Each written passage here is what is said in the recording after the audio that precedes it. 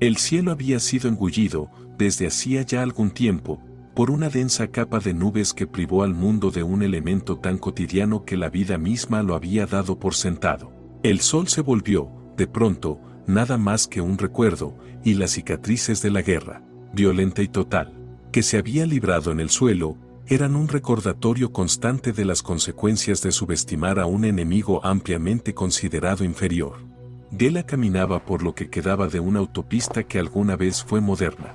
Sus pasos resonaban sobre el camino de piedra moldeada con la lentitud de quien no tiene destino, de quien simplemente deambula, sin rumbo ni propósito. Habían pasado 2 meses desde la última vez que vio a otro de los suyos. Antiguamente miembro del ejército, Gela se había replegado a una de las principales ciudades cuando la invasión de su mundo comenzó. Junto a su unidad, se le había asignado la defensa de uno de los accesos a la urbe, un puente que conectaba los puertos de despegue espacial con las zonas industriales. Aunque, en teoría, la estrategia defensiva era sólida, los atacantes ejecutaron una maniobra tan radical como ingeniosa. Las cápsulas de descenso, que caían desde la órbita hacia la atmósfera, comenzaron a concentrarse no en los bordes ni en las entradas, sino en el corazón mismo de la ciudad. Ni los complejos sistemas antiaéreos, ni las tropas en tierra, ni siquiera los líderes, supuestamente encargados de garantizar el éxito de la operación, pudieron contener la furia de un enemigo acostumbrado a la violencia más brutal. Más rápido de lo que cualquiera hubiera imaginado, los defensores fueron aislados, superados, y, en un último acto de desesperación, borrados de la existencia junto a la propia ciudad, arrasada bajo el peso del armamento más catastrófico jamás desplegado por su propio gobierno. Habiendo desertado en medio del caos, Gela sabía que no quedaba nada a lo que regresar. Ruinas, humo, hambre. Eso era todo lo que encontraría. A su costado, colgado del hombro como una sombra persistente, el rifle de pulsos oscilaba con cada paso. En la espalda, una mochila reglamentaria, vaciada de equipo innecesario, cargaba solo lo esencial, los restos de comida que había logrado reunir durante su errático viaje por los despojos del mundo. El comunicador, silente desde hacía semanas, no emitía más que estática muda. Las densas nubes de ceniza suspendidas en la atmósfera habían silenciado no solo las voces militares, sino cualquier rastro de señal hacia el exterior del planeta. Gela caminaba sola, envuelta en la desolación y cubierta por una capa de nieve grisácea que ni su traje de combate lograba atenuar del todo. El frío le calaba los huesos, no solo por la temperatura, sino por la certeza de que era el único ser vivo en kilómetros a la redonda. La ventisca se intensificaba lentamente, dificultando cada vez más su visión. El mundo se reducía a un susurro helado y un horizonte blanco hasta que, a lo lejos, algo rompió la monotonía. Un parpadeo tenue, anaranjado, vibrando entre la neblina. Gela entrecerró los ojos.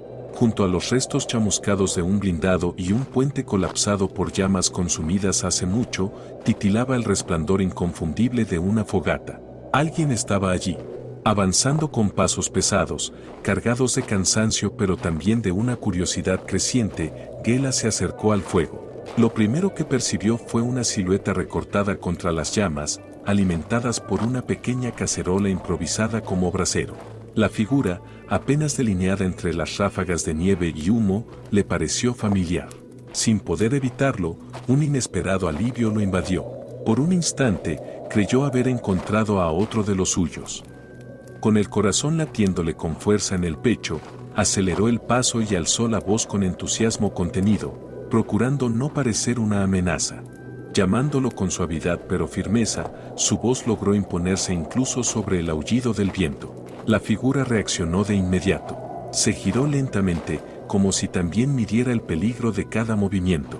Pero apenas su rostro quedó iluminado por el resplandor de las llamas, Gela sintió que el aire se le escapaba de los pulmones. Sus ojos se le abrieron por completo y, sin pensarlo, levantó su rifle con una destreza instintiva.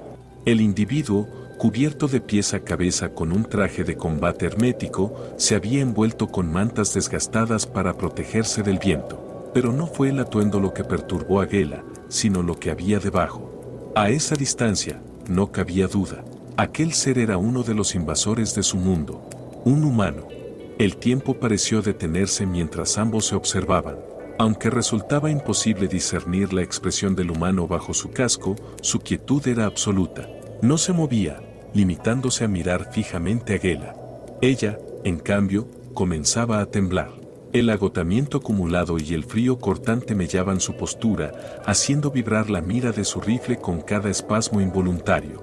Su cola, especialmente expuesta a los elementos, sufría el embate constante del viento, cada vez más punzante. Entonces, un sonido chisporroteante quebró el silencio. El zumbido mecánico de un traductor al activarse. Gela parpadeó, confusa. El humano estaba intentando hablar.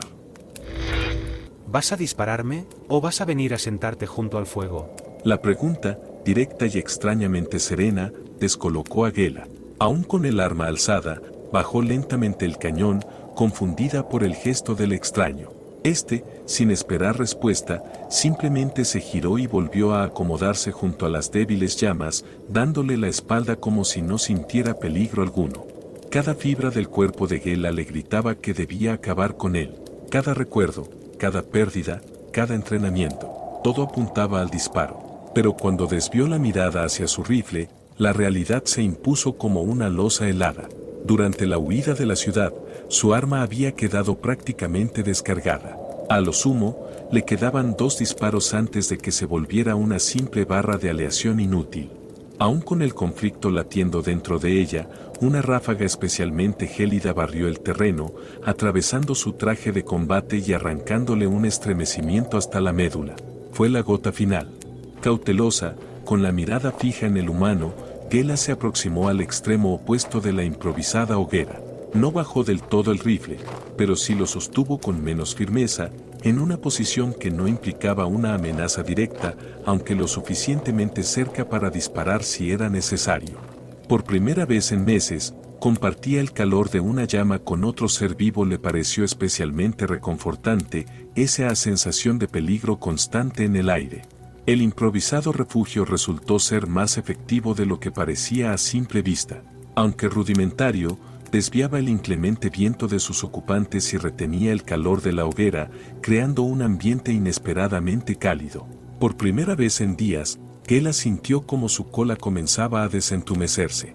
Pero el momento de calma se quebró cuando el humano, sin previo aviso, tomó una bolsa que tenía a su lado. La reacción de Gela fue inmediata. Alzó su rifle de golpe y volvió a encañonarlo, su pulso tensándose en un segundo. Él, sin mostrar señales de alarma, movió las manos muy despacio. Solo sacó una pequeña lata metálica de la bolsa. Con un chasquido seco, la abrió, revelando una mezcla espesa de carnes y vegetales en tonos que no resultaban especialmente apetecibles. Sin inmutarse, el humano empezó a comer con una calma desconcertante, como si no estuviera siendo apuntado por un arma. Gela mantuvo su rifle en alto durante un rato más, observándolo con recelo, hasta que finalmente lo bajó. Con torpeza, sacó una vieja ración de su propia mochila. Un bloque compacto de nutrientes sintéticos, insípido y duro como roca, muy lejos del aroma cálido de la comida humana. Comieron en silencio durante varios minutos, con el crepitar del fuego como única compañía. Fue Gela quien, quizás por aburrimiento o por la necesidad de romper aquel vacío, habló primero. ¿Por qué? La pregunta era tan simple como amplia. Podía significar muchas cosas. Y, aún así, el humano no pareció desconcertado por sus posibles implicaciones. Parecías tener frío. Ella lo miró un segundo más, intentando descifrar si se estaba burlando, pero el tono era neutro. Imposible de diferenciar entre expresiones humanas. ¿Por qué atacaron mi mundo? ¿Por qué destruyeron nuestro hogar? ¿Por qué hicieron todo esto? El humano levantó ligeramente la vista de su comida. Se encontró con la mirada firme de Gela, que lo observaba con una seriedad contenida, como si necesitara desesperadamente una respuesta. Sin embargo, tras unos segundos, volvió a centrar su atención en la comida y respondió, sin alzar la voz. Nosotros no hicimos nada de eso. Se suponía que tomaríamos el control de los puertos espaciales y aislaríamos el planeta capturando sus centrales de comunicación. Pero a alguno de los idiotas que ustedes llaman gobernantes se le ocurrió bombardear todas las regiones donde estábamos desplegando nuestras fuerzas. con armas de destrucción masiva. He de admitir que ninguno esperábamos una locura de ese tipo, pero viendo que todo el mundo se volvió prácticamente inhabitable por culpa de los desechos en la atmósfera, supongo que al final sí que nos privaron de la victoria. Pues felicidades. Ustedes ganaron. Al finalizar su comida y con un gesto brusco, arrojó la lata vacía al fuego. Las brasas la envolvieron lentamente, sin provocar gran efecto. Gela, aunque había estado escuchando atentamente, frunció el gesto, resoplando por la nariz con indignación antes de responder con la misma ranqueza. Ustedes nos atacaron primero, y ahora nos culpas de la destrucción de nuestro mundo. En verdad son seres repugnantes y rastreros. Cuando nos alcemos con la victoria, no quedará ni uno de ustedes para contaminar nuestro planeta. El humano miró a la chica con franca tristeza y, derrumbándose de nueva cuenta en su asiento, resopló palabras cansadas. Sigues sin escuchar, niña. Ustedes ganaron. Nuestras fuerzas se retiraron del sistema hace tiempo, probablemente para reagruparse. Los desechos atmosféricos y los restos de la batalla en las defensas orbitales crearon una barrera que aísla a todo el planeta del exterior. Nadie puede entrar o salir de este mundo y viendo que no hay sol para mantener la flora y fauna local. Podemos concluir que todos estamos condenados. Finalmente, Gela comprendió el peso de las palabras del humano. Como si el universo quisiera reforzar aquella revelación, una ráfaga gélida azotó el refugio con un silbido particularmente agudo. Una presión desconocida comenzó a oprimirle el pecho. Su mirada se movía en todas direcciones, como buscando, deseando, que las palabras de su acompañante fueran solo mentiras. Pero allí donde miraba solo encontraba nieve, ruinas y un silencio que gritaba más que 1000 voces. Se puso de pie de un salto, como impulsada por el horror, y comenzó a caminar en círculos, murmurando para sí misma. Recordaba los protocolos de emergencia, los puntos de reunión designados para unidades aisladas, las zonas de evacuación donde se congregarían los civiles, los pasillos aéreos habilitados para extraer sobrevivientes en caso de colapso planetario. Si lograba llegar a alguno de esos puntos, se decía, tal vez encontraría un transporte abandonado, una antena o algo con lo que pudiera enviar un mensaje de socorro al exterior.